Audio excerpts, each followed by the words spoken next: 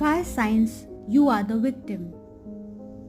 तुम्ही चुकीचं नसतानाही सॉरी म्हणता का? हो, नाही, हो पण. त्यांचं वागणं चुकीचं असलं तरी स्वतःलाच दोष देता का? तुम्ही त्यांच्या मूडनुसार वागता का?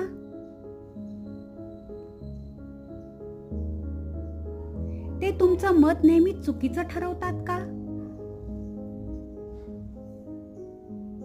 ते कधी देवदूत तर कधी राक्षसासारखे वागतात का? जर तुमचं उत्तर हो पण असं वारंवार येत असेल तर तुमचं मन फक्त कारण शोधतंय. तुम्ही नार्सिसिस्ट अब्यूजचे बळी असू शकता.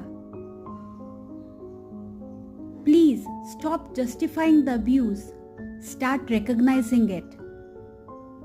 Thank you.